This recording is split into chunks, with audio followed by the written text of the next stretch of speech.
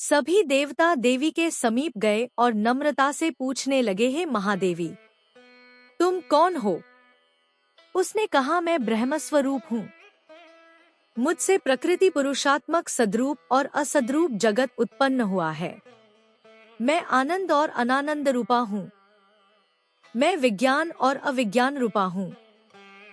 अवश्य जानने योग्य ब्रह्मा और अब्रह्म भी मैं ही हूँ। पंचीकृत और अपंचीकृत महाभूत भी मैं ही हूँ। यह सारा दृश्य जगत मैं ही हूँ। वेद और अवेद मैं हूँ। विद्या और अविद्या भी मैं, अजा और अंजा, प्रकृति और उससे भिन्न भी मैं, नीचे ऊपर, अगल-गल भी मैं ही हूँ। मैं रुद्रों और वसुओं के रूप में संचार करती हूँ। मैं आदित्यों और विश्वदेवों के रूपों में फिरा करती हूँ। मैं मित्र और वरुण दोनों का, इंद्र एवं अग्नि का और दोनों अश्विनी कुमारों का भरण पोषण करती हूँ। मैं सोम, त्वष्टा, पूषा और भग को धारण करती हूँ। त्रैलोक्य को आक्रांत करने के लिए विस्तीर्ण पादक्षेप करने वाले विष्णु, ब्रह्मदेव और प्रजापति को मैं ही धारण करती हूँ। देवों को उत्तम हवि पहुँचाने वाले और सोमरस निकालने वाले यजमान के लिए हविर द्रव्यों से युक्त धन धारण करती हूँ। मैं संपूर्ण जगत की ईश्वरी, उपासकों को धन देने वाली, ब्रह्मरूप और यज्ञाहों में, यजन करने योग्य देवों में मुख्य हूँ। मैं आत्मस्वरूप पर आकाशादि निर्माण करती हूँ। मेरा स्थान आत्मस्वरूप को धारण करने वाली बुद्धिवृत्ति में है।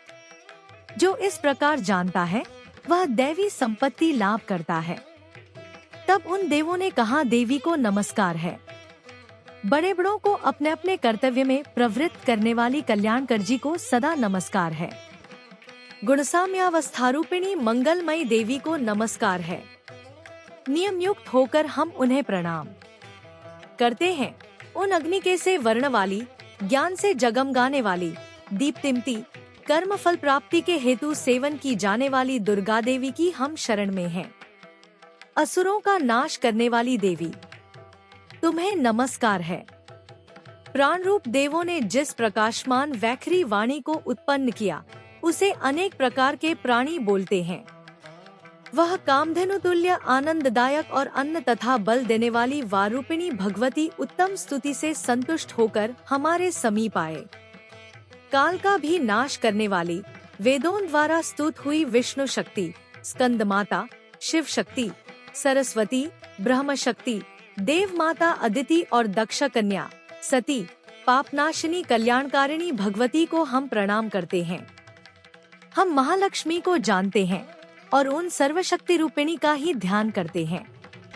वह देवी हमें उस विषय में ज्ञान ध्यान में प्रवृत्त करे है। दक्ष, आपकी जो कन्या अदिति हैं, वे प्रसूता हुई और उनके मृत्युरहित कल्याणमय देव उत्पन्न हुए।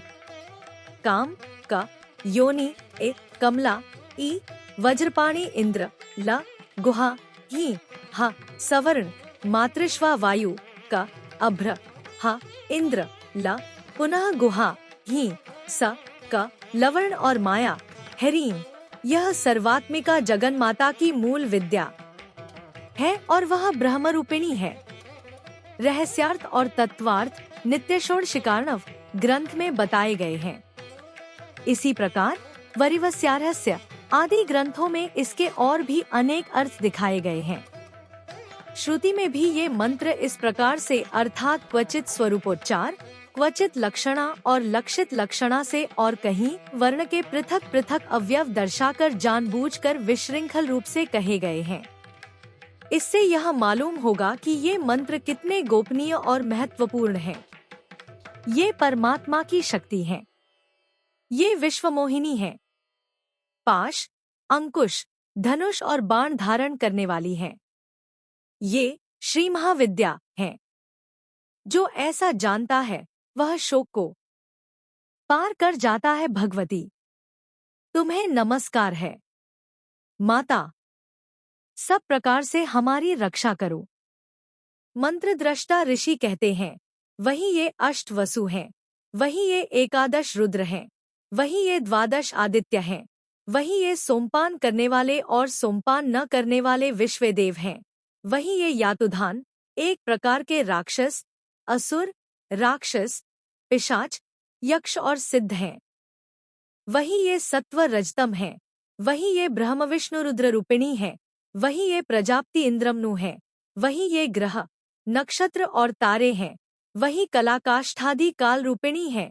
उन पाप नाश करने वाली, भोगमोक्ष देने वाली, अंतर्हित, विद्याधिष्ठात्री, निर्दोष, शरण लेन योग्य, कल्याणदात्री और मंगल रूपिणी देवी को हम सदा प्रणाम करते हैं।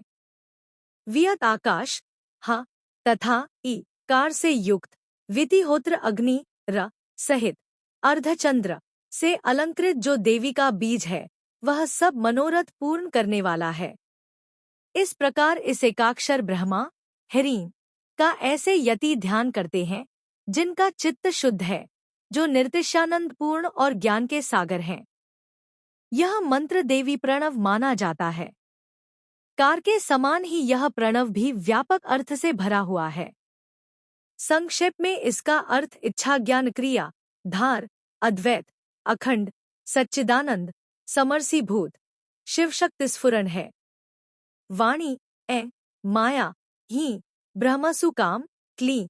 इसके आगे छठा व्यंजन अर्थात च, वही वक्त्र अर्थात आकार से युक्त, च सूर्य, मा अवाम श्रोत्र दक्षिण कर्ण, ओ और बिंदु अर्थात अनुस्वार से युक्त, मुंह तकार से तीसरा ड, वही नारायण अर्थात आ से मिश्र, डा वायु, य वही अधर अर्थात ए से युक्त, ये और विच्चे। यह नवार्ण मंत्र उपासकों को आनंद और ब्रह्मसायुज्य देने वाला है।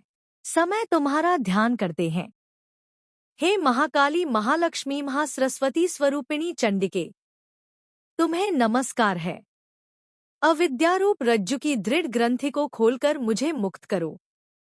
हृत कमल के मध्य में रहने वाली, प्रातःकालीन सूर्य के समान प्रभा वाली, पाश और अंकुश धारण करने वाली, मनोहर रूप वाली, वरद और अभय मुद्रा धारण किए हुए हाथों वाली, 3 नेत्रों से युक्त, रक्तवस्त्र परिधान करने वाली और कामधेनु के समान भक्तों के मनोरथ पूर्ण करने वाली देवी को मैं भजता हूँ। महाभय का नाश करने वाली, महासंकट को शांत करने वाली और महान करुणा की साक्षात मूर्ति तुम महादेवी को मैं नमस्कार करता हूँ। जिसका स्वरूप ब्रह्मादिक नहीं जानते इसलिए जिसे अज्ञेय कहते हैं, जिसका अंत नहीं मिलता इसलिए जिसे अनंता कहते हैं, जिसका लक्ष्य दीख नहीं पड़ता इसलिए जिसे अलक्ष्या कहते हैं, जिसका जन्म समझ में नहीं आता इसलिए जिसे अजा कहते हैं, जो अकेली ही सर्वत्र है इसलिए जिसे एका कहते हैं, जो अकेली ही विश्व रूप में सजी हुई है इसलिए जिसे नैका कहते हैं, वह इसीलिए अज्ञेया, अनंता, अलक्ष्या, अजा, एका और नैका कहाती है। सब मंत्रों में मातृका, मूलाक्षर रूप से रहने वाली, शब्दों में ज्ञान, अर्थ रूप से रहने वाली, ज्ञानों में चिन्मयातीता, शून्यों में शून्य साक्षिणी तथा जिनसे और कुछ भी श्रेष्ठ नहीं है, वे दुर्गा के नाम से प्रसिद्ध हैं। उन दुर्विज्ञेय, दुराचार नाशक और संसार सागर से तारने वाली दुर्गा देवी को संसार से डरा हुआ मैं नमस्कार करता हूँ। इस अथर्वशीर्ष का जो अध्ययन करता है, उसे 5 अथर्वशीर्षों के जप का फल प्राप्त होता है। इस अथर्वशीर्ष को न जानकर जो प्रतिमा स्थापन करता है, वह सैकड़ों लाख जप करके भी अर्चा सिद्धि नहीं प्राप्त करता। अष्टोत्तरशत 108 बार जप इत्यादि इसकी पुरश्चरण विधि है। जो इसका 10 बार पाठ करता है, वह उसी क्षण पापों से मुक्त हो जाता है और महादेवी के प्रसाद से बड़े दुस्तर संकटों को पार कर जाता है। इसका सायंकाल में अध्ययन करने वाला दिन में किए हुए पापों का नाश करता है, प्रातः काल में अध्ययन करने वाला रात्रि में किए हुए पापों का नाश करता है। दोनों समय अध्ययन करने वाला निष्पाप होता है। मध्यरात्रि में तुरीय संध्या के समय जप करने से वाक्सिद्धि प्राप्त होती है। नई प्रतिमा पर जप करने से देवता सान्निध्य प्राप्त होता है। प्राण प्रतिष्ठा के समय जप करने से प्राणों की प्रतिष्ठा होती है। भौमाश्विनी, अमृत सिद्धि, योग में महादेवी की सन्निधि में जप करने से महामृत्यु से तर जाता है। जो इस प्रकार जानता है वह महामृत्यु से तर जाता है। इस प्रकार यह अविद्यानाशिनी ब्रह्म विद्या है। अगर आपको मेरी वीडियो अच्छी लगी हो तो वीडियो को लाइक करें और चैनल को सब्सक्राइब करें। माता रानी की जय।